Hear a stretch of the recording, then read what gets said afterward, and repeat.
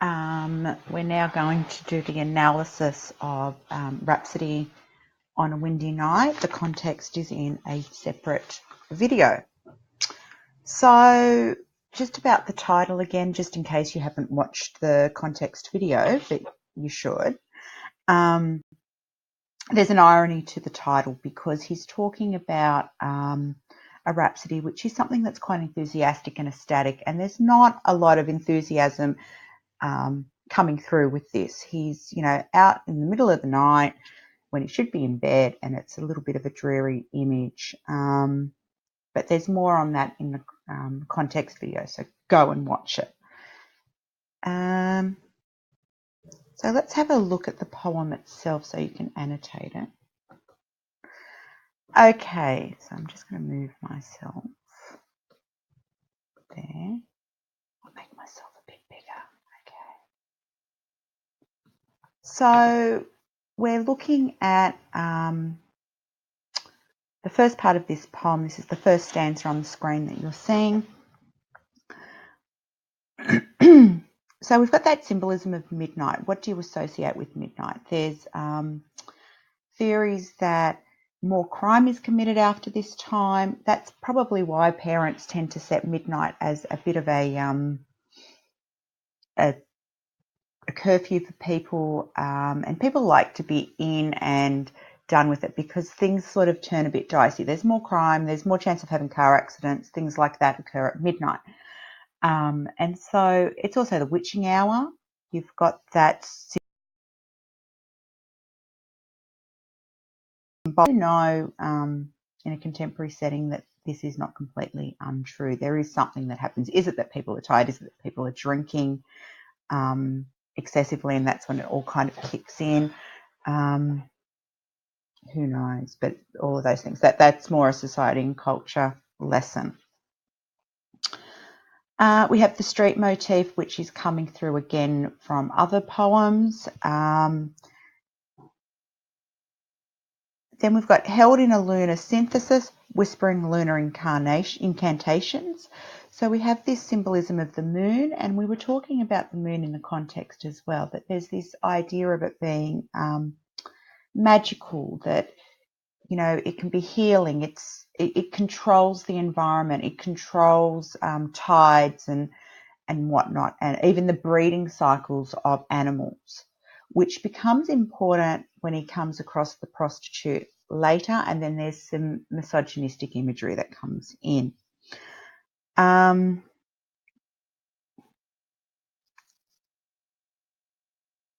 The incantations is a mythical image. Witchlight goes back to that witching hour of midnight, so there's this synthesis of the ideas coming through. And whispering, it's personification, and it's this hushed, secretive idea coming through. Dissolve the flaws of memory. We've got a metaphor there.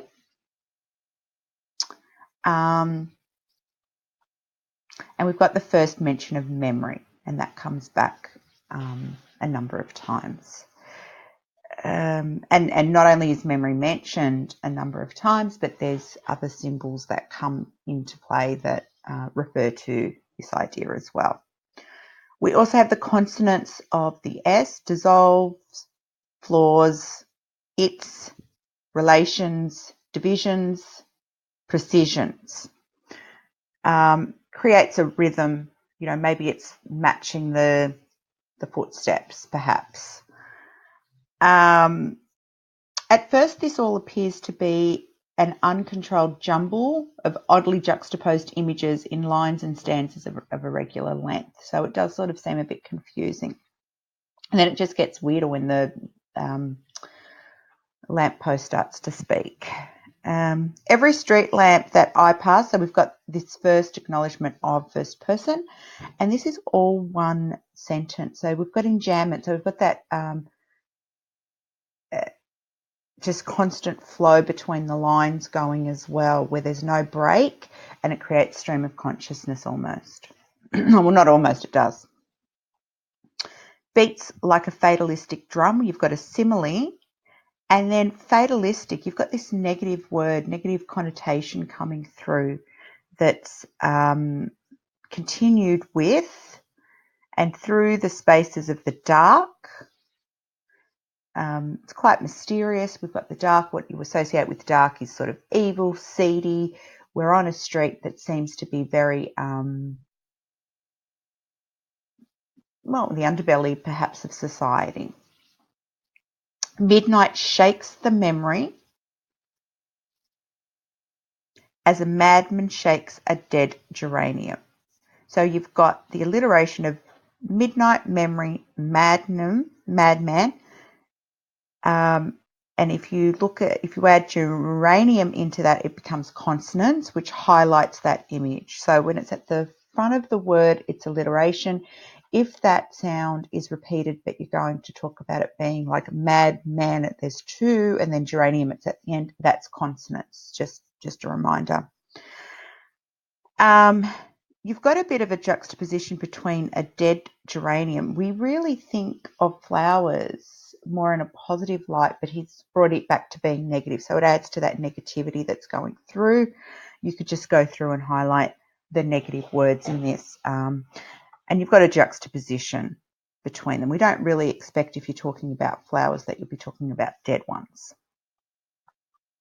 Flowers are a symbol of love, celebration, but also death, that duality. You know, you have them at funerals, you have them at weddings, you have them at celebration, you have them at the end of life.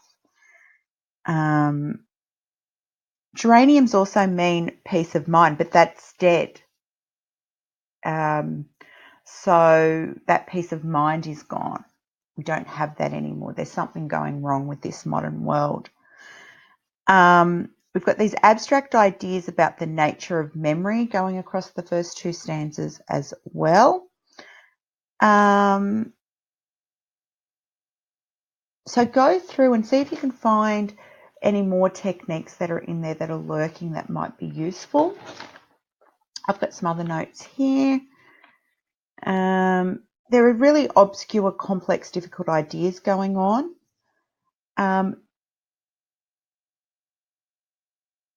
And there's a sense with that simile beats like a fatalistic drum, that it's directing his fate to home, to death.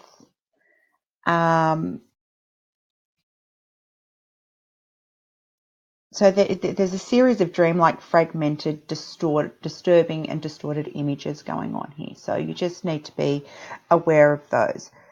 We then have an irregular form. We then end up with 1:30. So just going back to that, the only full stop we have until geranium is 12 o'clock. It's a non-sentence. There's no subject. There's no verb.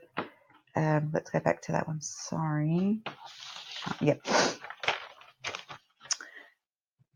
The only time, and then the rest is enjambment. That's interesting. It adds to that fragmentation because that's not even a full sentence. It's kind of like it implies so much on its own. Then we move on to the next timestamp. Time has passed. I'll just move myself so that I'm not in the way there. And this time, it's part of the enjambment. The time stamping is part of the enjambment. Keep an eye on whether or not we have another incident of the time being on its own like that, or if it's all part of the flowing in. The lamp sputtered and the lamp muttered. So that's personification right there. Plus you've got the onomatopoeia, and they're not exuberant, jubilant words that might be implied by the title either. They're quite negative, and you have these modernist things coming through. The enjambment as a technique, creating stream of consciousness. So you've got to keep remembering to come back to that for Module B. And you also have that it's quite a negative expose or an analysis or an examination of the human condition in the modern world. So we've got this personification which couldn't, you know, when things are personified, they're a little bit fun, they're a little bit whimsical, but this is not fun and it is not whimsical. And we know that straight away by the sound imagery associated with what the lamppost is doing. Onomatopoeia or sound imagery, you can call that in your essay. You've also got a rhyme created by muttered and sputtered and then you've got the repetition, the street lamp does something, the street lamp does something. So you've got the repetition of the first part, and then you've got the street lamp set. Regard that woman who hesitates towards you in the light of the door, which opens on her like a grin. You've got a word choice that's quite dehumanizing. That woman, not really described very well. Is that just because she's a woman of the night, perhaps, or not seen as value, or is it because she is a woman? There's sexual tension implied there. The dehumanizing there for her, though, is creating a distance. Is it misogynistic? Misogynistic, of course, it goes a step further than being simply sexist. You can be sexist and not be a misogynist. Misogyny is like this, almost a hate, really, of the female form. By today's standards, you might call them incels. But he doesn't, I don't know that he'd fit the incel thing, because he does manage to have relationships with women. An incel, by our standard, tends to be someone, an involuntary celibate. They'd like to be in relationships and they can't, and that's where it comes from. He's quite cruel, we know, to the wives that he has. He's also, though, quite cruel in some of his other interpersonal relationships that are non-sexual and also with men. And maybe that's where some of his unpleasantness comes from. Maybe it's him trying to work through, is this the modern condition that's doing this, or is it just him? And like I said in the context video, there are people who try to cover up anything that's negative about him. So obviously the racism and the anti-Semitism is not relevant in this one. There's no race discussed at all. But you do tend to find that people who hold those sorts of views, misogyny, racism, anti-Semitism, they tend to kind of congregate together. Not to say that every misogynist is also a racist, but or every racist is a misogynist, but they're bedfellows, for lack of a better term. So anyway, let's get back to this. And she hesitates. She doesn't go near him. Is it because it's him? Is it because of this? She's in an industry where she's supposed to be interacting and communicating and giving comfort. And even she's kind of uneasy with other people, which is ironic. Or is it him? Now,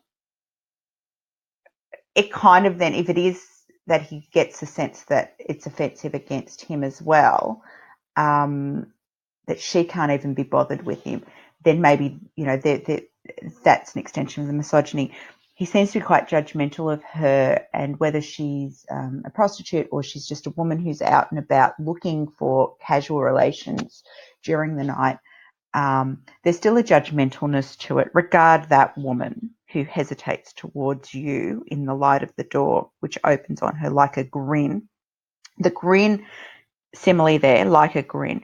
It's quite sinister and judgy, which you would expect of this misogyny that kind of creeps in like the night.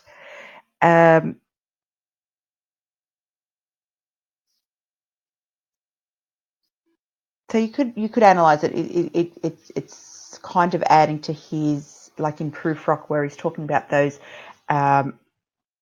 unconsummated relationships that, when you kind of get the sense in Prufrock of someone who's a bit frustrated that he can't get a woman. Or it could even be this, it could highlight the isolation of society, that even people whose profession it is to connect, and their livelihood depends on it for whatever reason, they're not really keen on connecting either. And it's the street lamp warning him. So you've got this light source acting as a warning. Now, is this memory? Is it really happening now? And it kind of comes in and out of what's happening now and what's memory as he's walking through. And this could be any night, because on another night he may very well be walking again and remembering this interaction. So I think it's intentionally a little bit obscure. And that's part of the modernist experimentalness. So again, you can use it to your advantage to say, look, it could be this, it could be that. It's an example of modernism. You've got the second person, so it's addressing him. You see the border of her dress is torn and stained with sand, and you see the corner of her eye. Border and corner, you've got these ideas of people existing on the margins of society, and he's out and about at a time when people shouldn't be. So does he also exist on the borders of society? Is he actually any better than her? He's out and about. She'd be thinking, well, he's out and about looking for someone. Is she judging him too? I can only hope so. You've got the consonants of is, stained, sand, sea, twists. The stained is symbolic of society being disgusting and corrupted. And we get that judgmentalness of the fact that she's there. You've got this urban landscape. Women are kind of pushed into these industries because, their small towns have become decimated. There's, as the men leave, the women there's not much left for them. Jobs move on. So then they come to the city, the one commodity they have. And so hence the corruption. And you've also got this idea that prostitution only exists because there are men who utilise the service. It's supply and demand in economic terms. If nobody was willing to pay for her time, then she wouldn't have a job or a need within society. So he doesn't seem to actually go into that fact, but in your analysis you could look at the fact that he's judgmental, but ultimately someone's using that service, or else she would be forced into some other job where and they're unskilled. These women coming out of the Industrial Revolution, they've not been given education. The men have not necessarily had much education either, but they're generally more skilled and educated than the women, just sort of generally, and that's not the case with everybody. But they don't have a lot of skills. What else are they going to do? There's menial jobs, and so, his judgmentalness is quite infuriating. The sand image, which comes from the contextual information that I gave in the previous video, it can't actually stain. It's a funny image, and you've got the alliteration stain. Is it the consonants there again that I talked about? So you've got that symbolism of sand. It doesn't really stain. It's something that's associated with something beautiful, warm summer days at the beach, but it's also associated with sandstorms, rough seas, those sorts of images. And time, like sand through the hourglass. These are the days of our lives. You have sand as time as well. So that's an interesting idea as well, because he's kind of playing with that image a lot. Go back and look at the context, see how you can apply the sand image to that. That's why I went through the symbols first, so that you then had a background information to then apply yourself to some of these images. I'll give you bits of it, but go back and look at the context. Twists like a crooked pin. It's a very negative image. That pin image brings me back to Prufrock, where he talks about the pin a couple of times, the tie pin, I believe, and then that image of him being pinned up like an insect. And she's kind of almost pinned up like an insect to be observed, selected, chosen. Do with it what you may. They're just some ideas that I'm putting forward to you. Now, the memory, we've got memory again. Throws up high and dry a crowd of twisted things. So we've got that repetition of twisted coming from the twisted pin, or the twists like a crooked pin rather. A twisted branch upon the beach, eaten smooth and polished. So we have the repetition of memory. It's an idea or a motif that continues throughout. I'm just going to move myself again just so you can see all the words. And the lamppost becomes later on also a symbol of memory as well. So that's worth keeping in mind. We now have this image of, so the memories, as he's walking, these memories are coming up left, right and centre. They're just kind of coming up, snippets of a memory, a moment in time, right? So they're coming up as he's walking.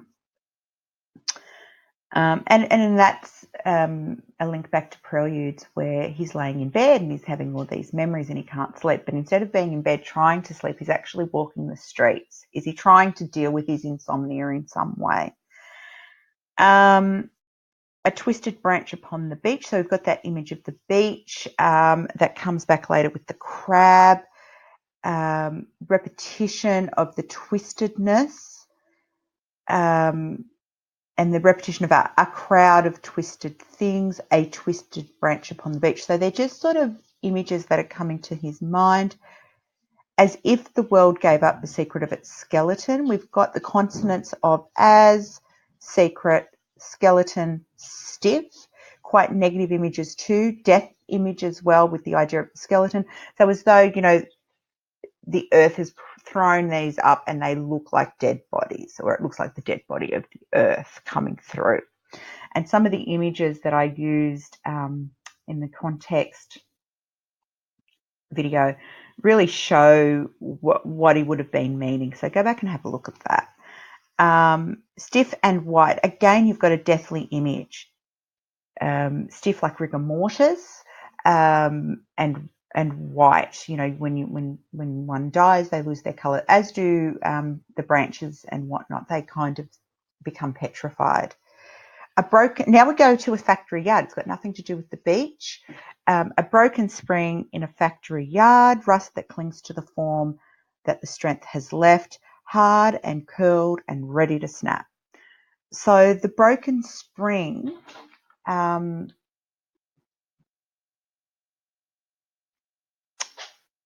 again, moving on to that, we've got the randomness of the memories that are being thrown up. And the broken spring is, perhaps a loss of vitality, a loss of what brings people joy, a loss of humanity. There's a lot loaded up in that spring that's now broken. It can't do those things. It's an active thing that now has lost its activity, and there's rust that clings to it. Is that the corruption of the modern world? Is it the disgustingness of the modern world? I find that quite ironic, because some of the disgustingness of the modern world appears to be his opinions about women, but he doesn't seem to see that. That's my irony. And then instead of putting hard, curled and ready to snap, he's got hard and curled and ready to snap. You've got the repetition of the and to build a list and emphasis. Also creates the monotony and reflects the monotony of modern life there as well, using the form and the run-on sentence. You've got enjambment here, which really highlights this idea that these are just little memories coming up. Is it that the broken spring has washed up on the beach as well, or has he transported us to another space? Because there is a little full stop there that may be sort of moving it where the spring and the beach are disconnected. Different people read it differently. I wouldn't get caught up in those minuteness. minute details. I would go through and just kind of look at it more holistically of lots of different memories coming through. And it's almost like with that full stop, that's the end of one. Now we've got another one. And the yard and the beach don't seem to really make a lot of sense going together. They're juxtaposed. One is nature, one is a factory that is man-made. Also, though, the factory yard may link to that idea of urbanisation and the modernity of people moving on from the rural to the cityscape. So it may be a bit of context coming through. 2:30, so more time has passed. Just finding somewhere to plonk myself. More time has passed. The street lamp is personified again and he's talking again. This time about the cat, which flattens itself in the gutter, slips out its tongue. That's a very sneaky sort of an image too. And devours a morsel of rancid butter. There's a lot going on here. Morsel suggests something really delicious and yummy. And rancid butter is disgusting. So it's those, again, you've got juxtaposition and opposites of two things you wouldn't expect to go together, going together.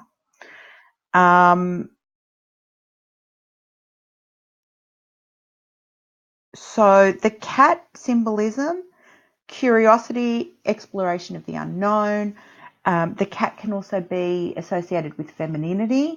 Think of, when you think of a cat, you do kind of think of lonely old women with no husband.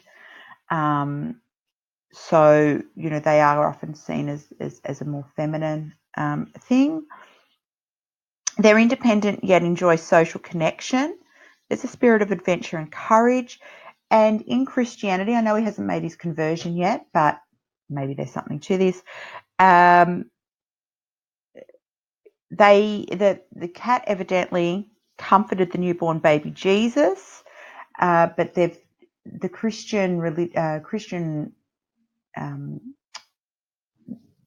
literature kind of disassociates themselves from the cat now because the cat is more seen with witchcraft, and it kind of links back to midnight, the witching hour, and all of those loaded ideas. So things also link back to other things within the poem. This isn't the first time we've seen a cat either in one of his poems. In Prufrock, he's talking about the gas or the smog in a cat-like way. Again, that sneakiness of the cat.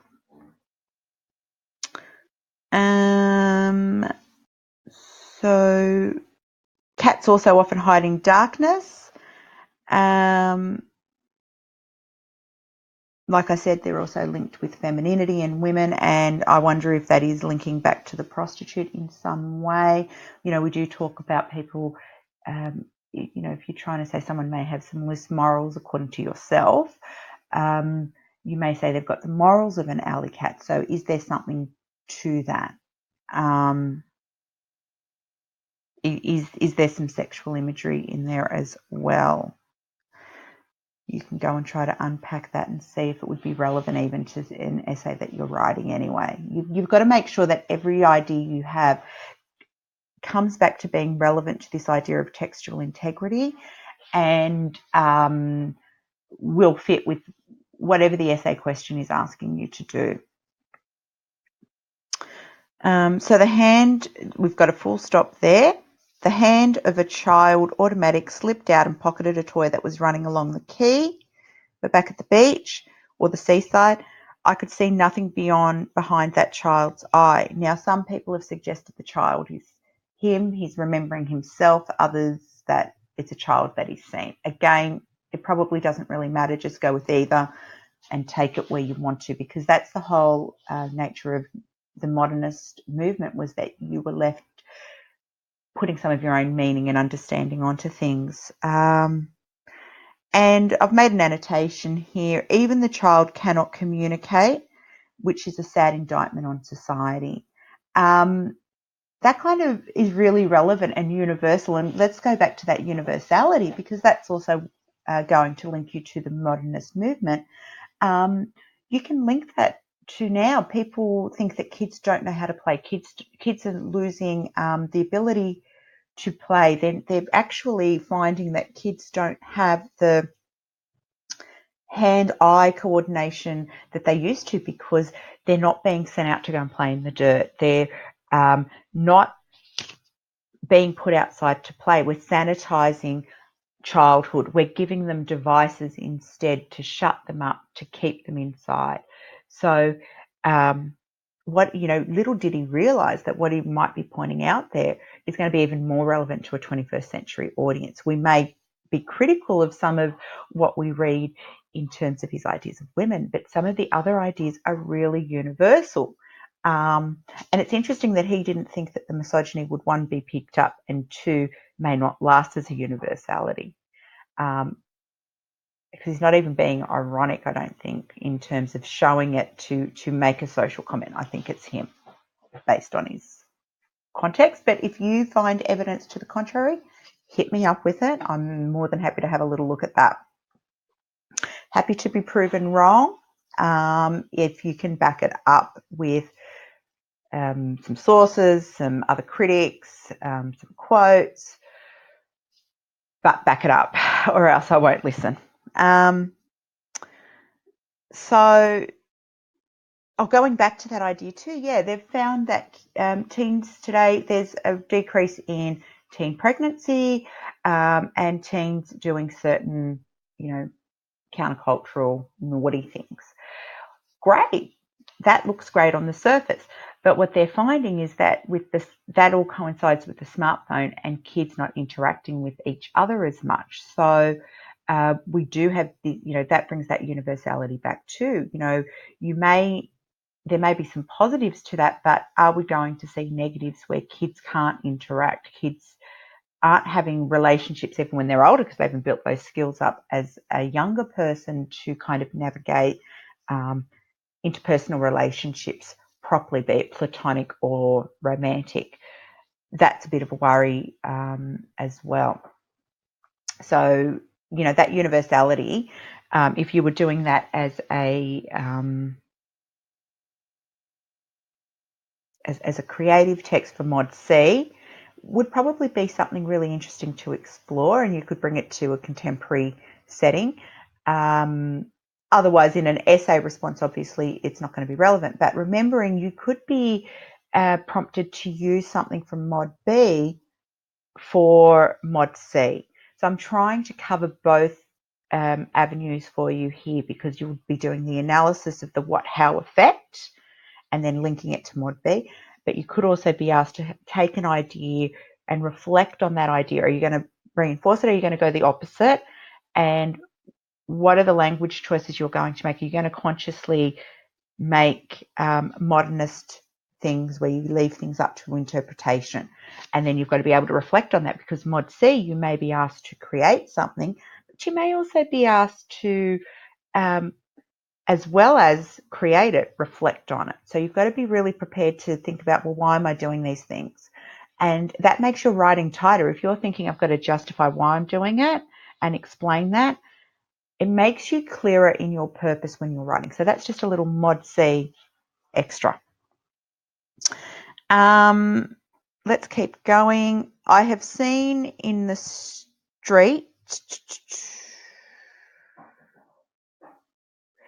I've seen eyes in the street. So we've got the repetition of the eye motif that comes from the child's eye and here. And we've got that disembodiment of just parts of people again that he tends to do. Is that because he's implying the whole with that one thing, or is it a disembodiment and a disconnection?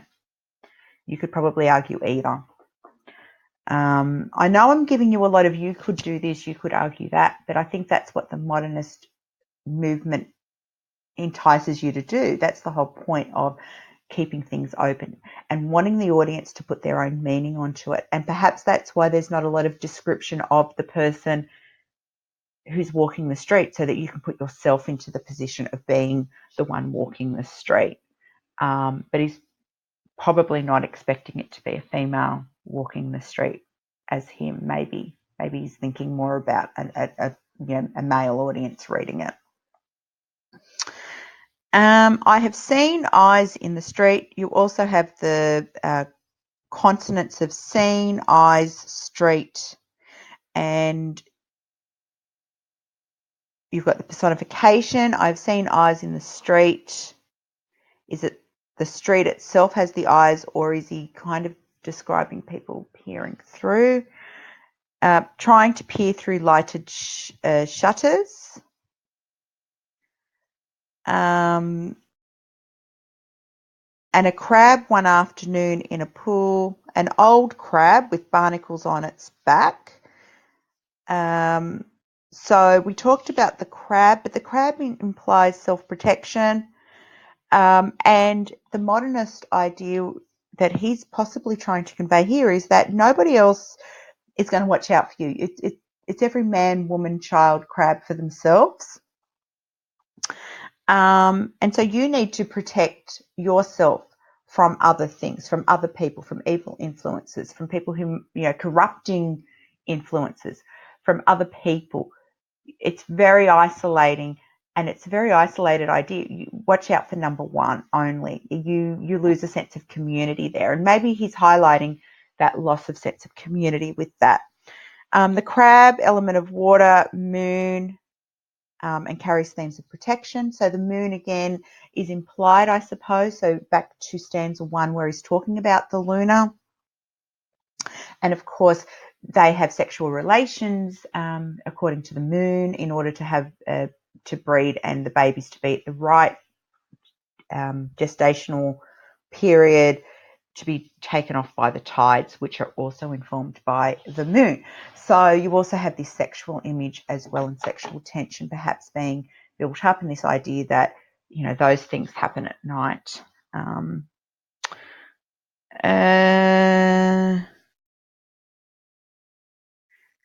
of course, the moon being matronly may have something to do with that. Then he's got the gripped the end of a stick which I held him. So you get this sense of,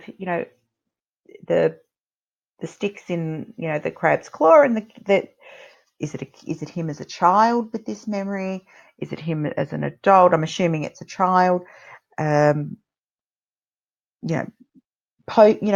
Playing with him, jostling with him with the stick. This idea of the old crab with barnacles on his back, is he talking about himself? Is he talking about that people get weighed down? People get weighed down by other people, by expectations, by the corruption of the modern world. Think about what weighs you down and what may weigh down older people, because you are only young still, so maybe you don't feel that idea. And the barnacles are quite symbiotic, parasitic almost, perhaps. They grow on something else. And they weigh them down. In the other video, I had pictures of some barnacles on a crab, and some of them are quite badly covered, and they're quite gross looking and ugly with them on. And it's not a pretty image either. And so it keeps going with that idea of the negative imagery as well.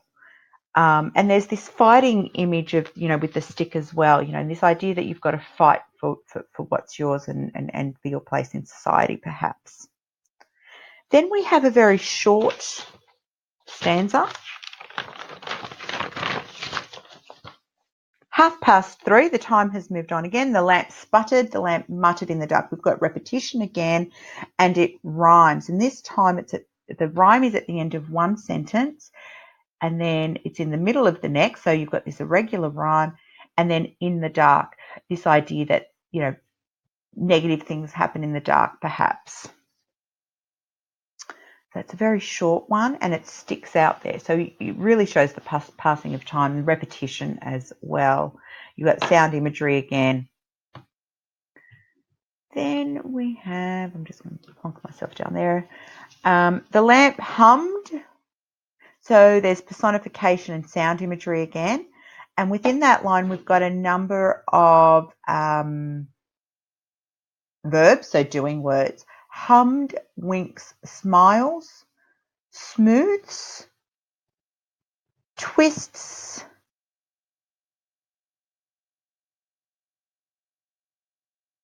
I think that might be it there for verbs. And we have we have the repetition of the I image there. Regard the moon, and we have that sentence there. I'm going to find the translation just to make sure I get it right. The moon holds no grudge. To me, that brings up this idea that the moon is the memory. The moon sees everything. It's seen the past, it's seen the present, and it will see the future. But it doesn't judge. Perhaps is that what it means by it doesn't hold a grudge, in which case it's further personifying the moon. Go back and have a look at in the context video what the moon symbolizes, and apply those to the moon here as well. And we've got this idea too. For me, it brings up that the moon has not yet seen some of the atrocities, but we know as a 21st century audience that within the 20th and the 21st century, there's been atrocities that it has continued to cycle through and see. It's a witness. It's a witness to the Armenian genocide, to the Assyrian genocide, to the Holocaust, to Rwanda and the genocide there.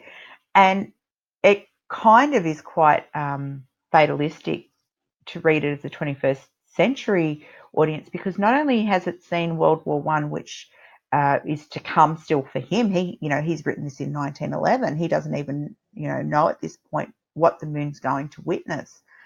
But it has witnessed atrocities before that, and so you've got that sense of it.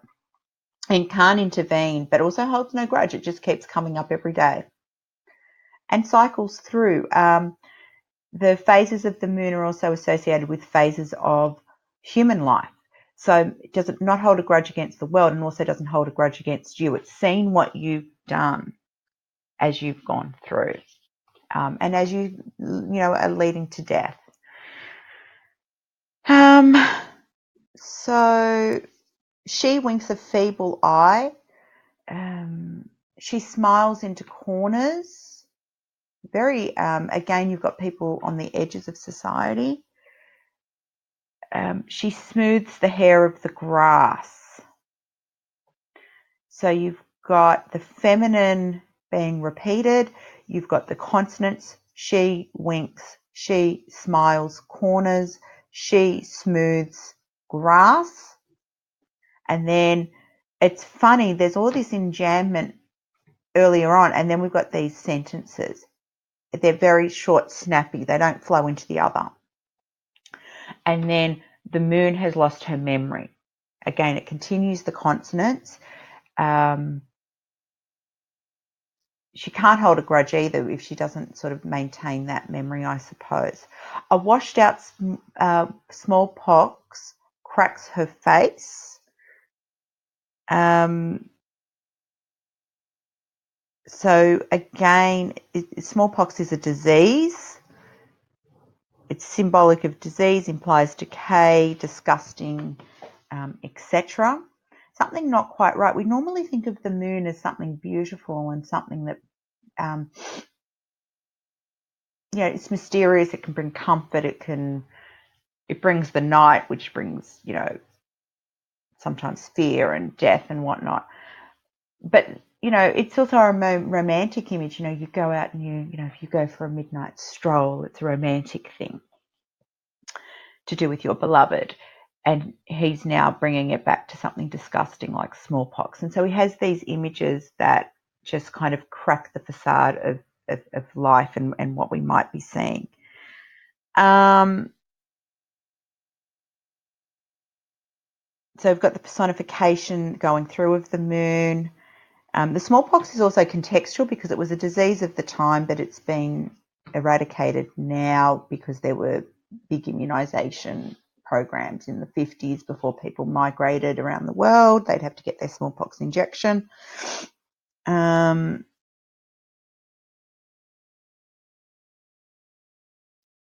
So her hand twists a paper rose that smells of dust and old cologne. You've got some rhyme happening there.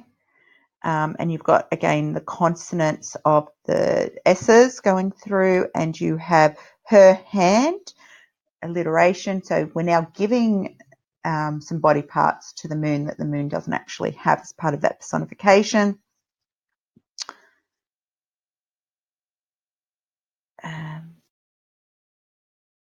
It's a paper rose. That's interesting. What does a rose symbolize? It can symbolize love. It can symbolize friendship. But the paper is perhaps a fakeness. I did try to see if there was more to that image, but it was, I didn't really come up with an awful lot.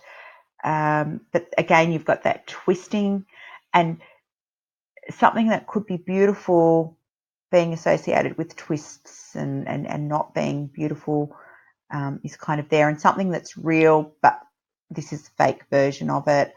So you have these juxtapositions going on. The smells of dust and old cologne. She is alone with all the old nocturnal smells that cross and cross across her brain. You've got the repetition of cross, cross, across. The personification of memory. So she holds, the moon holds the memory. You've got the metaphor of the cross and cross across her brain. It kind of doesn't make an awful lot of sense. That's that modernist thing. You put your own meaning to it, and yet she's lost her memory, but smell perhaps brings it back. Is that what she's saying? That those senses. And then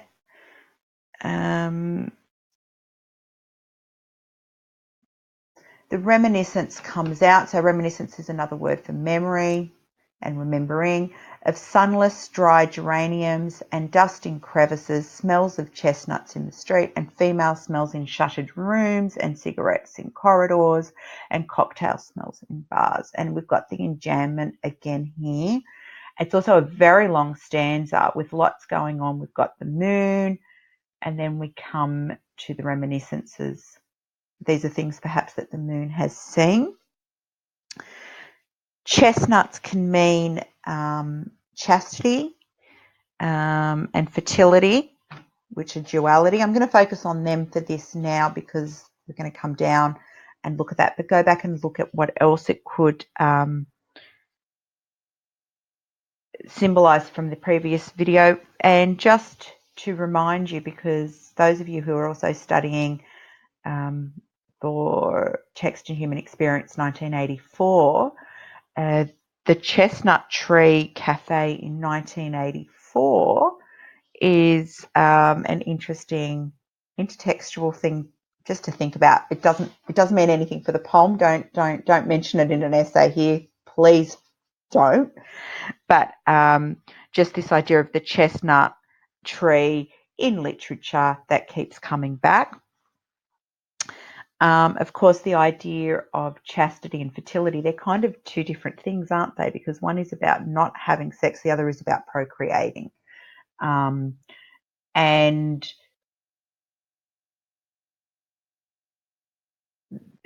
or it could just be, sort of that memory of the smell of chestnuts being roasted in the street. It could be quite literal, but he's chosen chestnuts, and I think there's something to it, this duality of chastity, so the good women are at home, the other women that are out shouldn't be, and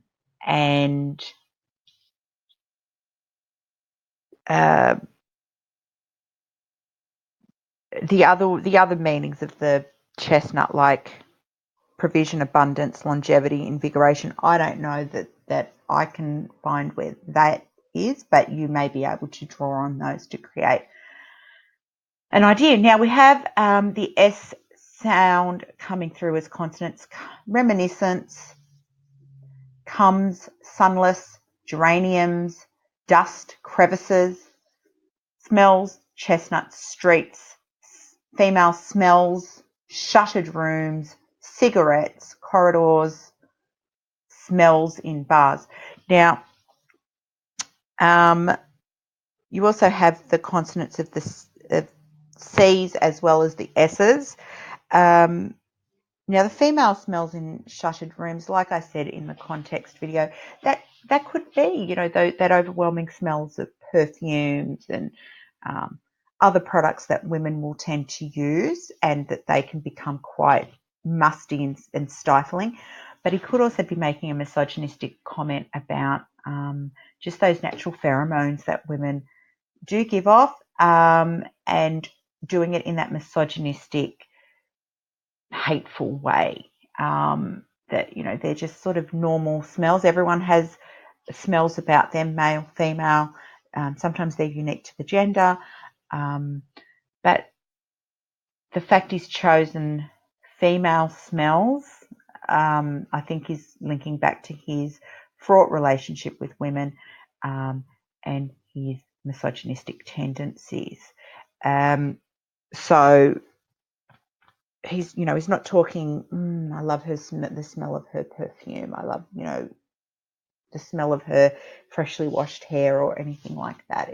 And it's negative. And there's so many other negative things like cigarettes in corridors, so that stale smell of people who are smoking in their rooms, cocktail smells in bars, that alcohol smell. Stale alcohol is a really gross smell to have to smell. And bars get a particular odor because they're constantly having those things spilt and whatnot. The uni bar when I was at university had awful carpet that it just reeked, and it always felt wet, even like the next day if you went down there to have a coffee or something. It just reeked. So that's the smell that comes to my mind. There may be a different smell that comes to yours. Okay, so the lamp said 4 o'clock. Here is the number on the door, memory. We have memory again. We've got the lamp as a symbol of memory there, and it's 4 o'clock. He's going home. You have the key. Is the key symbolic? Opening secrets? Or is it just literally he's got the key to get into his house? The little lamp, LL, you've got the alliteration, spreads a ring on the stair, a ring of light. The bed is open. The toothbrush hangs on the wall. Put your shoes at the door. Sleep. Prepare for life. So we've got the symbolism that there's only the one toothbrush. He lives alone. There's no one else there.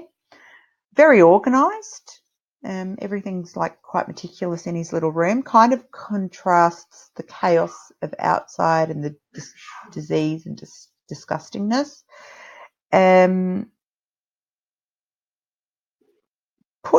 You've got consonants. Put your shoes at the door. Sleep. Prepare for life. And it's an ironic pun because normally you'd maybe talk about preparing for death, and it's such a negative poem. Like, you think that he's coming to the end of it. Is this monotonous life like hell, perhaps? And is it maybe a hope for change? Because it seems like a bleak existence. You get up, you go to work, you try to sleep. If you can't sleep, you go for a walk. And then, 4 o'clock he's going to bed. After he's had all these memories come to mind, he's had these experiences as well, or he's re-experienced memories. And then he's quite isolated. On the walk, he's not really interacting with anyone except the lampposts, which aren't real, and the moon, which is not human. Even humans haven't, the human who should have wanted to maybe approach him hasn't bothered to. He's going off to bed alone. This modern world's not looking brilliant, is it? It's quite a bleak existence. And then we've got this standalone line. I could have put it on its own slide just to highlight it. The last twist of the knife. Oh, so bleak. So you've got the consonants there of last twist, and it creates a bit of a rhyme. It's very isolated. You've got twist going back to those negative twisted images previously as well. They link back, and it's a bit of a sad end. And then we're going to wake up and do it all again. So I'm just going to make myself small again. So I've got some slides here just to finish up. So what do you think is the significance of the street lamps? What could they symbolise? And why do you think the street lamps draw the persona's attention to such unpleasant things? Hopefully my annotation has given you some ideas on how to approach these questions. The persona's loneliness and sense of isolation intensifies as the poem progresses. What evidence is there of this? Whoops. And what evidence is there of moral decay and corruption in the city? How might this be similar to preludes or proofrock? I'd identify at least 3 examples. So I'll leave you to do those. So here are some techniques that I thought were noteworthy. Imagery. There's some pretty complex imagery running throughout the poem. We see a madman shaking a geranium, a woman behind a door, and a boy along a quay, a twisted branch on the beach, and many more. And these are just those weird memories that don't really seem to go with each other. Enjambment's really important. The verses continue from sentence to another in parts of the poem. Creating that modernist. So you've got to keep bringing it back to the context too, and not just the ideas of the isolation, the disassociation, all of those negative things, but you've got to keep bringing it back to also the techniques and how the techniques fit this modernist idea.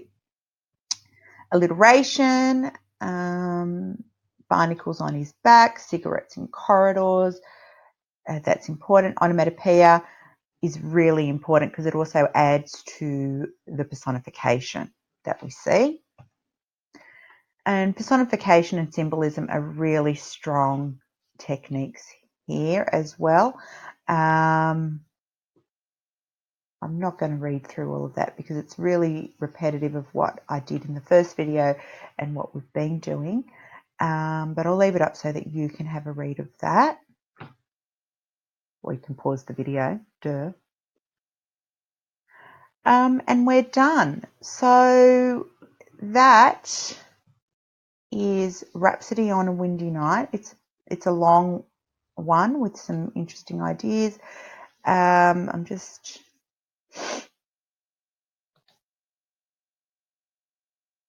So again, I just want to draw your attention back to, in case you haven't watched the other video, this modernism is really important. These are the techniques that kind of are modernistic in nature, including stream of consciousness. And then these 3 are kind of more ideas driven. You could also add to that isolation, corruption of the modern world. So make a note of those if you've printed the slides out. All of those negative things, because he's alone for the whole video as well. That was the title stuff in case you missed it. Now let's go back to this one. Elation, happiness, joy, joyousness, delight. He's not talking about those things in his poem, nor do you feel these things at the end of it. In fact, the antonyms, the opposites, probably more applied. So the opposite of a rhapsody is depression and misery. And that's what we've got. There's an irony to his choice of title. Again, it's not enthusiastic and it's not a frenzy. And it's quite slow going. You know, we kind of feel like the memories match footsteps, and going by foot's not fast. He's not even in a hansom cab, which would go a bit faster than himself walking. And he's, whiling away the hours. I'm just going to go through some of these. That was an initial question. Moon, I told you to come back and look at this idea of the moon, this idea of time. That's very important because it's time stamping, and so that's stamped by the moon as well. The cycle, psyche, wonder, shadow, balance, renewal, mystery, emotion. There is a lot of emotion. It's negative, but it's emotion. Passivity, because he is quite passive in what's happening. Fertility images again, but he's quite judgmental of sex in it, and femininity. He's judgmental of femininity, but there's almost an innocence to the femininity of the moon, and so I guess you could use that also as an example of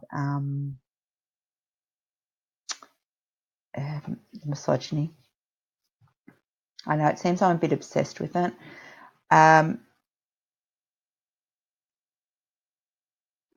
This idea of the luminary nature of the moon, but it actually needs the male moon, a male sun, to create the to create her light. Is there something to that woman needs man?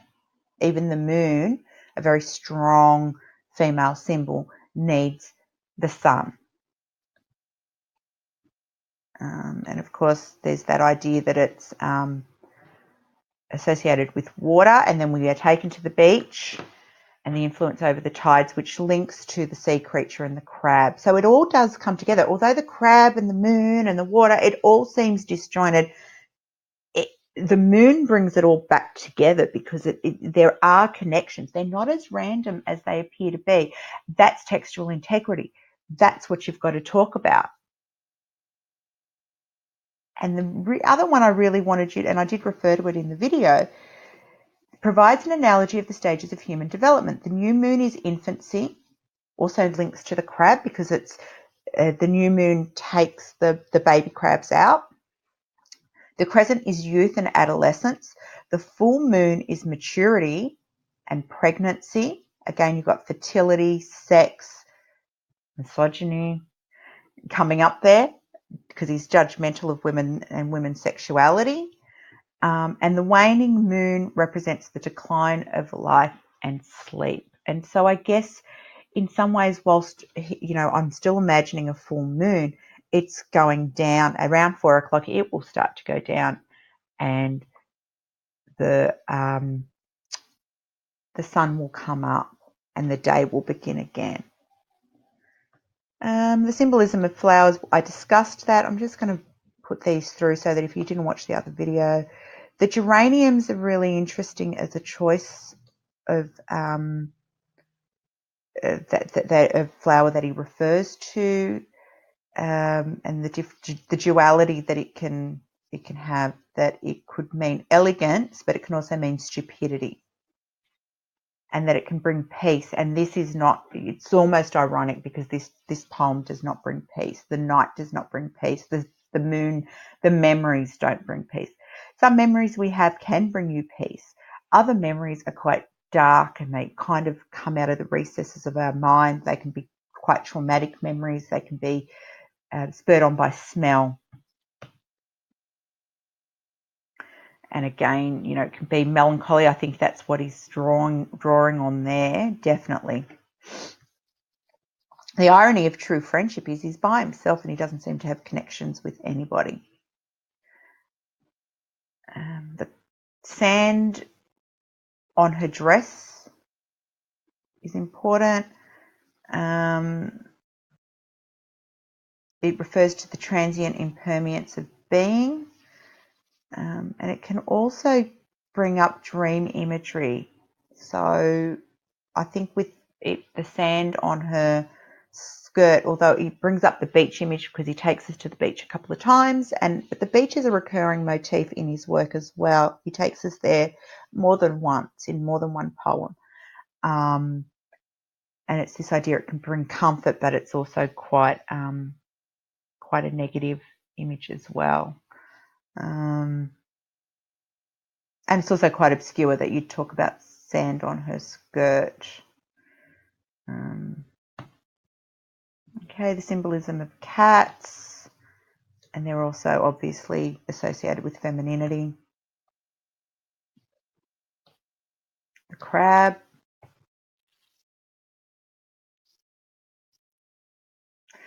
They bring up this idea of being a cyclical nature of life.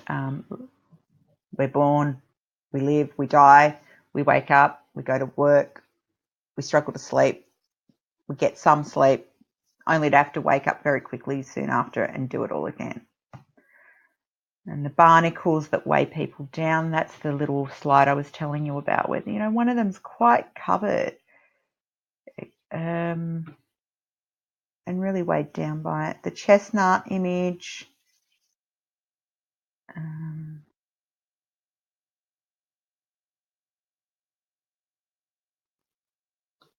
I keep coming back to this idea, the Christian folklore that says chestnut symbolise chastity because it's surrounded by thorns but not damaged by them. And generally when we talk about chastity, we talk about women's chastity as opposed to men's. Okay, so I'm going to leave it there. You can go back and have a look at these through the other video. Hopefully I've given you some good connection. So the aim of this video had been to analyse the poem, give you some annotations, give you some food for thought, supplement what you're doing in class with your teacher, and give you something to go and look at for further research as well, to kind of draw your own understandings and to connect with it, because you really need to connect with it on a personal level. You really need to bring it also back to the context, his personal context. So the misogyny that we see in his poems is a good one because it really brings the personal to the work, and the overhanging social and cultural context. And I think the easiest one and the most relevant one there is the modernity, him as a modernist, and that you talk about the modernist ideas and the modernist language techniques. So that's been Rhapsody on a Windy Night. Hit me up with any questions or comments or feedback. If you've got another interpretation, I'd love to hear it, because I love hearing what other people are thinking and how they're interpreting it, because we interpret it differently depending on our own experiences and our own background. And I'm coming at this as a jaded old lady, and you're still young and have, you know, life fully ahead of you, and full of hope and full of not being weighed down by the barnacles. And I think the barnacles were a really good image of being weighed down by all those memories, by all the things we've done, the questioning, the anxiety, the trauma of things that have happened to us. So I'm going to leave it there, and hopefully it's been helpful. See ya.